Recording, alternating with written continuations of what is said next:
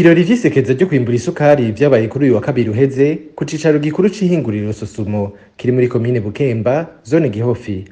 General de Brigade Aloys Ndayikengurukiye, umuyobozi mukuru wa Sosumo, yaramenyesheje umwimbu barindiriye muri iryo sekeza. Tuzokwimbura amatoni y'ibikaju ashika 170.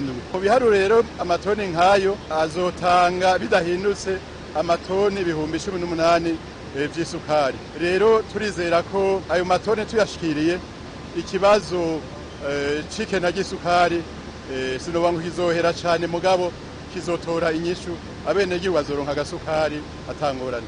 Ku bandi babona ko izo toni 18,000 atarizo zizoza gutora umuti ku kibazo c'ibura ry'isukari. Kuri bamwe mu bakozi ba Sosumo, izo toni zirindiriwe zisanzwe ziri munsi y'izahora zimburwa mu myaka 6 iheze. Ibura ry'isukari bakavuga ko riva ahanini ku badandaza bayishora mu bihugu bibanyi bakingiwe ikibabana bamwe mu bategetsi. Ivyo bikaba arivyo bituma ikiro c'isukari kigera ku mafaranga y'amarundi 6,000 mu gihe igiciro kizwi ari amafaranga 2,500. Ikindi kibazo ni kijanye n'ubwoko bw'igikaju bwashaje, ariko aho naho umuyobozi w'uburimyi muri Sosumo akavuga ko bagiye kuzana ubundi bwoko bazotangura kugerageza kuva mu kwezi kwa Kigarama kuza.